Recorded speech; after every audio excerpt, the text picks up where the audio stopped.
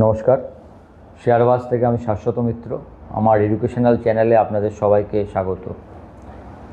আজকের কারেকশানটা, শেষ বেলার যে কারেকশানটা হলো হঠাৎ করে প্রায় 650-এর নিচে, সেটা একটু অ্যালার্মিং। নিফটির ব্যাঙ্ক নিফটিও অনেকটা নিচে চলে গেছে, 54,300। কারণ 55,000 আমরা ভাবছিলাম, সেখান থেকে 54,000, একদিনে প্রায় 600 পয়েন্টের কারেকশান। 900, আগের দিন মনে হয় 54,900 মতো ছিল সেখান থেকে। এবং নিফটি ধরুন, আমি ভাবছিলামই, দেখবেন আমি সকালবেলা যারা আমার টেলিগ্রাম চ্যানেলের সঙ্গে যুক্ত আছেন, আপনাদের সবসময় বলি আমার টেলিগ্রাম চ্যানেলের সঙ্গে যুক্ত থাকতে, তাদের মর্নিং নোটে লিখেছিলাম যে আজকের লোটা আমার মনে হচ্ছে এই সময়ে লো হবে 629 মতো। ধরুন 24,629 লো করেছে নিফটি। কিন্তু শেষের দিকে, এবং সেই হিসাবে আমি ভাবছিলাম যে পরের দিন থেকে মার্কেট হয়তো ভালো থাকবে, যেটুকু খারাপ হবার হয়ে গেছে। এটা আমার ইনিশিয়াল, আমি এই ধারণায় ছিলাম মোটামুটি। কিন্তু এরপরে বিকেলের দিকে দুটো খবর এলো, যে দুটো খবর আমার একটু টেনশান লাগলো আর কি। যার জন্য আমি আপনারা যারা আমার টেলিগ্রাম চ্যানেলের সঙ্গে যুক্ত থাকেন তারা জানেন আমি একটা এডুকেশনাল পারপাসে আপনাদের দেখবার জন্য নিফটির কল নিলে কি হতে পারে এরম জায়গা থেকে তার একটা এডুকেশনাল একটা আইডিয়া দিয়েছিলাম। তো দেখা যাচ্ছে সেই আইডিয়াটা নেগেটিভ হচ্ছে। আমি বললাম যে না, এখানে কোথাও একটা মনে হয় এক্সট্রা, যা আমি ভাবছি তার থেকে বেশি নিফটিটা পড়ছে, মানে কোথাও কোনো গণ্ডগোল আছে কি না সেটা আমি তো এখনই বুঝতে পারছি না। সেই অবস্থায় আমার একটা ছোট্ট খবর দেখে আমি আইডিয়াটা, যে maybe there is something big, যে ইউরোপিয়ান সেন্ট্রাল ব্যাংক বলেছে যে বাড়িতে মিনিমাম 70 পাউন্ড থেকে 100 পাউন্ড ক্যাশ রাখতে। খুব স্বাভাবিক কথা, এটা আমরা নিজেরা এমনিতেই বলি যে ঘরে একটু টাকা থাকা দরকার। কিন্তু সাধারণত কোনো সেন্ট্রাল ব্যাংক এরম কোনো ডাইরেক্টিভ দেয় না, সাধারণত দেয় না। এটার কোনো মানে নাও হতে পারে, এমনিও বলে থাকতে পারে, আমি জানি না। কিন্তু এইরকম ডাইরেক্টিভ একটা টেনশন ক্রিয়েট করে আর কি মার্কেটে, যে কেন হঠাৎ কেন ইউরোপিয়ান সেন্ট্রাল ব্যাংক এরমভাবে ক্যাশ রাখতে বলল। এখন মার্কেট যদি পড়ে সেই টাইমটা, মানে কোনো কারণে, আপনি তো এমনি তো ইন্ডিয়ান ইকোনমি তো খুব ভালো চলছে, এখন এই অবস্থায় যদি মার্কেট চলে সেটা একটা অপরচুনিটি হতে পারে যে শেয়ার বাই করবার। এবং সেই বাই করবার জন্য যদি আপনারা এমন কোনো ব্রোকার খোঁজেন যে যারা বিনা পয়সায়, মানে বিনা ব্রোকারেজে আপনাকে cash, NAC cash, delivery, intraday, NFO এবং অপশান এবং কারেন্সি, এই সবেতে 2 মাসের জন্য উইদাউট ব্রোকারেজে আপনি কাজ করতে পারবেন, তাহলে আমার ডেসক্রিপশানের নিচে একটা লিঙ্ক দেওয়া আছে, ওই লিঙ্কে ক্লিক করে আপনি আপনার অ্যাকাউন্ট খুলতে পারেন। যাই হোক, যেটা বলছিলাম, তো এই আমাদের একটা নিয়ম আছে, আমরা যখন ছোটো থেকে শিখেছি, আমাদের ফার্স্ট কথা হতো, যখন যদি কোনো সময় মনে হয় কোনো টেনশান, যে আমার মনে হচ্ছে যে আমি বুঝতে পারছি না, যে এখান থেকে আমার মনে হচ্ছে যে আজকের দিনেরটাই লো হওয়া উচিত, কিন্তু যেরকম খবর শেষের দিকে আসছে, স্ক্রিন যেরকম বলছে, তাতে যেন অন্যরকম একটা ভয় লাগছে আমার ভাবনা আর স্ক্রিন, এই দুটো যদি না মেলে, তখন আমাদের ফার্স্ট কথা ছিল কি, রিস্ক অ্যাভার্স করো, মানে রিস্ক কমিয়ে দাও। রিস্ক কমানো মানে কি, আপনার যা ট্রেড আছে, ট্রেড আপনি জিরো করে দিন। ছোটোখাটো যা লস আছে, জাস্ট বুক দ্য লসেস। যদি সেটা ফিউচার্স বা অপশানে হয়, যেটা আপনাকে টেনশান দেবে। ক্যাশ মার্কেটে আপনি ডেলিভারি করে কোনো শেয়ার পড়ে আছে, এতে তো আপনি টেনশান হবে না, এটা তো আপনি জানবেন যে আপনার শেয়ার আছে, আজ না হোক কাল শেয়ার বেরিয়ে যাবে। কারণ সেন্সেক্স হোক, ইয়া নিফটি কিংবা আমি, এই তিনজনের শেষ পর্যন্ত গন্তব্য একটাই, সেটা হচ্ছে ওপরে। তো সেন্সেক্সও ওপরে যাবে, নিফটিও ওপরে যাবে, তাহলে আপনার যে মাল ক্যাশে কেনা আছে সেটা নিয়ে আপনার টেনশান নেই।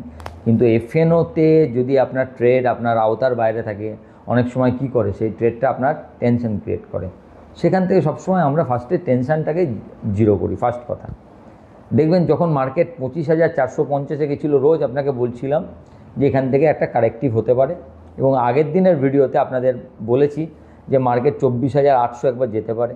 24,800 থেকে যখন নেমে গেল, আজকে সকালে দেখবেন আপনাদের লিখেছিলাম যে আজকের লোটা আমার মনে হয় আপাতত শর্ট টার্ম লো হবে। সেই মনে হওয়াটা আমার চেঞ্জ হয়নি, কিন্তু নিউজ যেরমভাবে আসছে এবং স্ক্রিন যেরম করছে, যে স্ক্রিন একদমই ওপরের দিকে যেতে পারছে না। প্রথমে দেখলাম 800 যেতে পারলো না, তারপরে 700-র দিকে আর যেতে পারছে না। যতবার 20-30 পয়েন্টের মাত্র নিফটি র্যালিতে সেখান থেকেই একটা বড় সেল চলে আসছে। স্ক্রিনটা ভালো লাগলো না, যার ফলে আমার ভাবনা যাই হোক না কেন আমি আপাতত নিউট্রাল থাকলাম, যাতে আমার কোনো টেনশান নেই। পরের দিন যেরম স্ক্রিন বলবে আমি সেরম ভাবতে পারবো। কিন্তু আমি যদি আজকে একটা পজিটিভ কিছু করে যাই, তাহলে কি হবে, পরের দিনে আমি স্ক্রিন অনুযায়ী নয় বায়াস হয়ে যাব যে আমার ভাবনার ওপর। তো আমি বায়াসনেস এখানে 0 করলাম। দেখবেন আমি গত 4-5 দিন ধরে আপনাদের বলছি যে মেটাল এবং পিএসইউ ব্যাংকে কারেকশান বাকি আছে। আমি বলেছি আমি আগে বলি, তা আগে বলা দেখলেন আজকে মেটাল এবং পিএসইউ ব্যাংক দুটোতেই 2-3% কারেকশান হয়েছে। তো মার্কেট র্যাশনাল জায়গা। মার্কেট সাধারণত আপনি যদি ঠিকঠাক ভাবেন সেই অনুযায়ী মার্কেট কাজ করবে, কিন্তু নিউজ ড্রিভেন মার্কেট তো আপনি বুঝতে পারছেন না। এই যে একটা কিছু খবর, এই যে হঠাৎ করে কালকে ট্যারিফ লাগালেন ডোনাল্ড ট্রাম্প, 100% ট্যারিফ ফার্মার ওপর। কি কোন ফার্মা না, জেনেরিক ছাড়া বাকি সব ব্র্যান্ডেড এবং অন্য যে মাল আপনি পাঠাবেন তাতে আপনার ট্যারিফ লাগবে। কার ওপর? যে ফার্মা আপনি আমেরিকায় তৈরি করছেন, আমেরিকার বাইরে তৈরি করছেন, আমেরিকায় ঢুকছে, তার 100% ট্যারিফ। একমাত্র জেনেরিকের নাম এখনও বলেননি। তার মানে এই নয় কিন্তু যে জেনেরিক ফার্মায় ট্যারিফ লাগবে না সেটা বলে দিয়েছেন, মানে এখনও উনি এর ট্যারিফের কথা বলেননি। পরবর্তীকালে কি বলবেন আমি জানি না। তবে ভারতের একটা সুবিধা হচ্ছে, ভারত বেশিরভাগই জেনেরিক ফার্মাই এক্সপোর্ট করে, আর ভারতের বেশিরভাগ কোম্পানিরই আমেরিকাতে নিজের ল্যাব আছে, প্ল্যান্ট আছে, মানে ওখানেই ওষুধ তৈরি করে। যেরকম অরবিন্দ ধরুন করে, ডাক্তার রেড্ডি করে, লুপিন করে, আইপিসিএ মনে হয় করে, তো অনেকেই করে। Most of them have plant. আমি সবগুলো নাম হয়তো বলতে পারলাম না, তো বেশিরভাগ লোকের প্ল্যান্ট আছে ওখানে। তো এটা ভারতের জন্য খুব একটা হয়তো খারাপ এই মুহূর্তে নয়, হয়তো এই মার্কেট তো পড়বেই। দেখুন আইটিতে এত জানার পরও তারপরে কি আইটি পড়েনি? সেরকম ফার্মাও একটা 5-6% ডাউন টার্ন, মানে এই অবধি যেটুকু নিউজ এসছে এতে 5-6% নিচু অবধি ফার্মা আসতে পারে। তবে সেই সব জায়গায় যদি এই নিউজটা পরে অ্যাগ্রোভেট না করে, দেন ইটস ভালো জায়গা আসবে হয়তো আস্তে আস্তে। যদি আরেকটু সবসময় জানবেন খারাপ খবরে না যতটুকু পড়বার কথা তার থেকে একটু বেশি অনেক সময় পড়ে, এবং সেই বেশি পড়াটাই তখন একটা অপরচুনিটি টু বাই হয়। এখন অন্য খবরগুলো, এই যে খবরটা আপনাদের দিলাম যে সেন্ট্রাল ব্যাংক রাখতে বলেছে, পাওয়েল সাহেব বলেছেন যে ইকোনমির অবস্থা ভালো নয়। ডোনাল্ড ট্রাম্প আবার ফার্মার ওপর ট্যারিফ চাপালেন, বড় ট্রাকের ওপর ট্যারিফ চাপিয়েছেন, ফার্নিচার এবং কিচেন তৈরির যে জিনিস তার ওপরও ট্যারিফ চাপিয়েছেন। তো প্রতিদিন নতুন না নতুন কিছু আসছে যা ভারতের পক্ষে নেগেটিভ হচ্ছে। এবং দেখবেন যে বারবার বলছে রাশিয়াকে আমি বাগে আনতে পারছি না। এখন রাশিয়াকে বাগে আনতে গিয়ে যদি ভারত এবং চীনের ওপর আরও কিছু উনি স্যাংশন চাপান, সেটা খুব একটা মানে একদম অবাক হওয়ার মতো নয়। এই 2 দিন ভালো কথা বলছিলেন, আবার দেখুন 2 মাসের মধ্যে 3 বার পাকিস্তানের প্রধানমন্ত্রী এবং আসিফ মুনিরের সঙ্গে দেখা করলেন হোয়াইট হাউসে। তো এইগুলো একটা বার্তা যে আমি কি করতে চাইছি, তার ঝোঁকটা কোন দিকে আছে। তো এই সব জায়গায় একটু সামান্য যদি আমরা একটু থেমে যাই, আমি যে পরের দিন ধরুন মার্কেট ওপরেই উঠলো, আমার কথাই ঠিক হলো, 629 আজকে যা লো করেছে সেটাই হয়তো লো থাকলো। তাহলেও যখনই দেখবেন যে আপনি মার্কেট নিয়ে সন্দিহান, সেই সব জায়গায় ট্রেডের সংখ্যা যত সম্ভব কম রাখবেন, একদম মিনিমাম ট্রেড পজিশান থাকবে। তাতে কি হবে, আপনার কোনো টেনশানটা থাকবে না যে ঠিক আছে যেটা চলছে আমি সেটাকে সামলাতে পারবো। সামলানোটা বড় কিছু দরকার।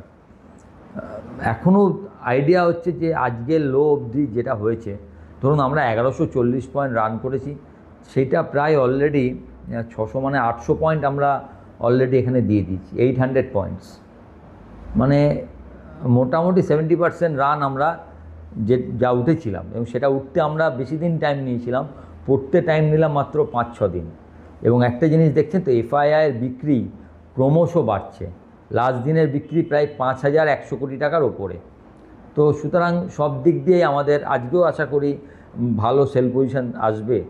যদিও ডিআইআই টানা 23 দিন ধরে লাস্ট দিনও 5,103 কোটি টাকার কিনেছে। এফআইআই তিনটে মিলিয়ে মনে হয় 5,728 কোটি টাকার বেচেছে। ডিআইআই সর্বোচ্চ চেষ্টা করছে মার্কেটকে কাম রাখবার, বাট এত বিক্রির প্রেশার হলে মার্কেট আরেকটু নিচে যেতেই পারে। তো আমি একদমই যেরকম যতটা সকালবেলা যতটা মানে একটা ঠিক ছিলাম যে না আজকের লোটাই সম্ভবত আপাতত মার্কেট লো করবে, বিভিন্ন নিউজ এবং স্ক্রিন, সেটায় আমি আর অতটা ভরসা পাচ্ছি না আর কি। তো লেটস সি, সোমবার মঙ্গলবার দেখে আমরা ঠিক করব মার্কেট কোন দিকে যাবে। দেখা যাক। আপনারা এই সামনে আমাদের দুর্গাপুজোর সপ্তাহ, আপনারা ভালো করে দুর্গাপুজোয় ঘুরুন, আনন্দ করুন। এইগুলো আর এত কচাকচির মধ্যে না থেকে যতটা মাথা ঠান্ডা রেখে ঘুমটুম ঠিক হয়, ঠিকঠাক ঘুরতে পারেন, আনন্দ করতে পারেন।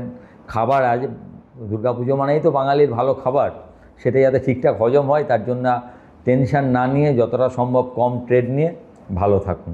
দুর্গাপুজোর জন্য আপনাদের সবাইকে শুভেচ্ছা ও অভিনন্দন। নমস্কার।